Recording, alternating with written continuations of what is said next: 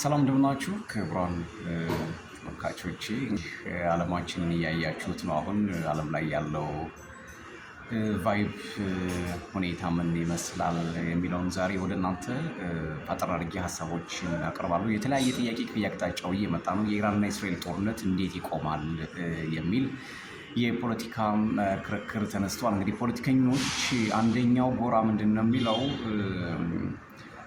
ታላላቅ ሀያላን ሀገራት በተለይ በኢራን በኩል ያሉት አራቱ ኃይሎች ሩሲያ፣ ኢራንን ጨምሮ ሰሜን ኮሪያና ቻይና በአንድ በኩል ይቆማሉ። ሌላው አትላንቲካውያንና እስራኤልን ጨምሮ አንዳንድ አውሮፓውያን፣ አሜሪካን በአንድ በኩል ይቆሙና ወደ ከባድ የሶስተኛው የዓለም ጦርነት ልናመራ እንችላለን። ከባድ መጠፋፋት ይፈጠራል። ከዛ በኋላ ዓለም አዲስ ስርዓት፣ አዲስ ሜንታሊቲ፣ አዲስ መስመር ሊፈጠርባት ይችላል የሚሉ ተንታኞች ብቅ ብለዋል። የሰው ልጅ በተለይ በዚህ እየገፋ ከሄደ የሰው ልጅ ጠቅላላ ስርዓት ይፈርስና አዲስ አወቃቀር በዓለም ላይ ሊገነባ ይችላል የሚል ግምት ተቀምጧል። ሌላው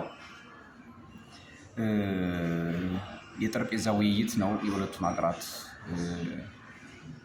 መፍትሄ ሊያመጣ የሚችለው የጠረጴዛ ውይይት ብቻ ነው። ይሄ ካልሆነ በስተቀር ዓለም ሌላ አይታው የማታውቀው የምድር መጠፋፋት ታሪክን የሚያስቀይርና የታሪክና የሰው ልጅን ስብዕና ወሽመጥ የሚቆርጥ ድባብ ይፈጠራል የሚል ነው። እንግዲህ ወደ አርማጌዶን፣ ወደ ኒውክሌር ጦርነት፣ ወደ አቶሚክ ዋር፣ ወደ ሶስተኛ ዓለም ጦርነት የሚሉ ገፊ ምክንያቶች በራሳቸው ሌላ ዋር ሞንገሪንግ ካራክተር እየፈጠሩ ስለሆነ ዓለም በጣም ከባድ ሽብር ላይ ናት።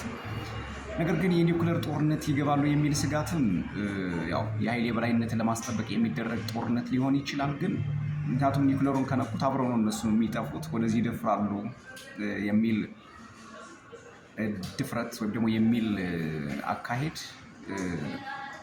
ሊሞክሩ አይችሉም የሚሉም በሌላ በኩል ተንታኞች አሉ። ሌላው ዶናልድ ትራምፕ እንግዲህ አሁንም እብደታቸውን ቀጥለውበታል። ኢራን የማትደራደር ከሆነ ወይም ደግሞ በእስራኤል ላይ የምታስወነጭፈው ሚሳይል አሁኑን የማታቆም ከሆነ ኒውክሌሩ ጠረጴዛችን ላይ ነው ብለዋል። ምን ማለት ነው? በሌላ ቋንቋም እንደበድባለን ማለት ነው። ኢራንን እንደበድባለን የሚል አንድምታ ያለው ንግግር ተናግረዋል። በዚህ ጉዳይ ላይ አንድ ታሪክ ልንገራችሁ። በሁለተኛ ዓለም ጦርነት መጨረሻ አካባቢ ላይ ሃሪ ትሩማን በናጋሳኪ እና በሂሮሺማ ላይ አቶሚክ ቦምብ የኒውክሌር ምናምን ሲጥል የአሜሪካ የምድር ኃይልና የባህር ኃይል ጄኔራሎች ኦልሞስት ጃፓን ስለተሸነፈች ምንም አይነት እርምጃ መውሰድ አያስፈልግም እና የኒውክሌር ጦርነት ወይም ደግሞ አቶሚክ ቦምብ መጠቀም ስለማያስፈልግ ይቅር የሚል ለፕሬዚዳንቱ መልእክት ደርሷቸው ነበር። ግን ሃሪ ትሩማን ያው እብሪትም ትቢትም ስለነበረበት አቶሚክ ቦምቡን አፈንድቶታል። ያው ሁላችንም የምናውቀው ክስተት በዓለም ላይ ተከስቷል። ከዛ በፊት ግን ሃሪ ትሩማን አቶሚክ ቦምብ ይሰራል ወይስ አይሰራም ለማለት ኔቫዳ በረሃ ላይ ሞክረውታል። ከባድ ጥፋት እንደሚያስከትልም ያውቃሉ። ግን የሰው ደም ደስ ስለሚላቸው የሰው ደም ሲፈስ ስለሚወዱ ይህንን ነገር ከማድረግ ወደኋላ አይሉም የሚሉ ቡድኖች አሉ። ምክንያቱም በኢቪል አሊያንስ የሚሏቸው አሉ፣ ወይም ደግሞ ይሄ ዴቨል ኦፍ አክሲስ ኦፍ ዴቭልስ የሚሏቸው እነሱ የሰይጣን ማህበር የሚሏቸው አሉ። ሰሜን ኮሪያ፣ ቻይናን፣ ሩሲያና ኢራንን ያው አውሮፓውያኖቹ የሰይጣን ማህበር ነው የሚሏቸው። እነዚህኞቹ ደግሞ ሄጂመኒስ ወይም ደግሞ ጠቅላዮች ነው የሚሏቸው። ይሄ ቃላትና የጥይት ጦርነት የት ሊያደርሰን ይችላል የሚለውን ነገር እንግዲህ ቀስ ብለን የምናየው ነው የሚሆነው። ምክንያቱም ይሄ በጣም ግልጽ ነው። እስራኤል ያለ አሜሪካ ድጋፍ ምንም አይነት አቅም እንደሌላት ይታወቃል። አውሮፓውያንም በእጅ አዙር በደንብ እንደሚያግዟት የታወቀ ነው። እስራኤልን ብትሆን የማይታጠፍ ወይም ደግሞ የማይካድ አቅም ቢኖራትም ነገር ግን አሜሪካ ከፍተኛውን ዋጋ ትወስዳለች። አሜሪካ ውስጥ ያሉት እነማን ናቸው ካልን ደግሞ 95% ወይም ደግሞ ከፍተኛውን ፐርሰንት የተቆጣጠሩት በሀብትም በቴክኖሎጂም በጦርነትም በተለያየ ኢንዱስትሪም ጆሾቹ ናቸው። ይሄም ከግምት ውስጥ መግባት ይኖርበታል። ሌላው ምንድነው? ትራምፕ 2 ሳምንት በኋላ ከባድ ጥፋት እናስከትላለን ብለዋል። ይሄ 2 ሳምንት ፌክ ነው። አሜሪካ ኃይሏ እየተቀዛቀዘባት ስለመጣ የማስታገሻ አይነት ድራማ ነው። የኢራን ጉልበትም አሁንም ቀጥሏል። እንግዲህ ሶሮካ ሆስፒታልን በባለፈው መደብደቧ ይታወሳል። በዚህ ሶሮካ ሆስፒታል ኢራን ዶክሜንት አግኝታለች። ያ ዶክሜንት ምንድን ነው? እዛ ውስጥ የእስራኤል የጦር ማዘዣ አለ። ያን የጦር ማዘዣ ነው እንጂ የመታሁት ሆስፒታል አልመታውም ብላ ኢራን ክርክሯን አቅርባለች። ሌላው ምንድነው በአውሮፓና አሜሪካ የሚኖሩ አይሁዳውያን ሶሪ ኢራን ፕሊዝ ስቶፕ ዋር እያሉ ነው። አሁን ኢራን ይቅርታ ጦርነቱን ጀምረነዋል፣ መጀመር አልነበረብንም፣ ነገር ግን ይሄን ጥቃትሽን አቁሚ እያሉ መማለጃ እያቀረቡ ይገኛሉ ለኢራን። ነገር ግን እዚህ ላይ የማይመስለው ነገር ነው የጋዛ ህፃናት እንደዛ ነፍሳቸው ሲረግፍ ለምንድን ነው እነዚህ ጀዊሾች ጦርነቱ ይቆም ብለው ያልተማጸኑት የሚል ትችትም እየቀረበባቸው ነው። ሌላው እንግዲህ እስከዛሬ ዝም ብለው የቆዩትኝ የቀድሞ የአሜሪካ ፕሬዚዳንት ዴሞክራቱ ቢል ክሊንተን አንድ መግለጫ ሰጥተዋል። ኔታንያሁ ያለ ጦርነት መኖር ስለማይችል ስልጣኑን የሚያስጠብቀው በጦርነት ስለሆነ ዋርሞንገረር ወይም ይሄ የጦር ናፋቂ ጉሰማ ስለሚወድ ስልጣኑን ስለሚፈልጋት ጦርነት መቆም ወይም ደግሞ ጦርነት እንዲቆምለት አይፈልግም። ሰበብ ነው የሚፈልገው። ምክንያቱም በሙስናና በተለያዩ ወንጀሎች የተጨማለቀ ስለሆነ አሜሪካ ወይም ደግሞ ዶናልድ ትራምፕ ኔታንያሁን ማስቆም አለባቸው የሚል ሀሳብ ተናግረዋል ቢል ክሊንተን። በእርግጥ ክሊንተን የሩዋንዳ ጭፍጨፋ ላይም ከባድ እጁ አለበት። ያቀነባበረውም ያው ሁሉ ደም እንዲፈስም ያደረገው ቢል ክሊንተን ነው። ያው በግልጽም እሱ ተናግረዋል። ጊልቲ ኮንሽስነስ ወይም ደግሞ የጥፋተኝነት ስሜት ይሰማኛል ብለው መግለጫ ሰጥተዋል። እንግዲህ አሁን ትራምፕም የሚያደርገው እንደዚህ ነው። ልክ ኢራንን ወይም ደግሞ ሶማሊያን በኒውክለር ከመታ በኋላ ልክ ሌላ ጊዜ ተጸጽቻለሁ ነው የሚለው።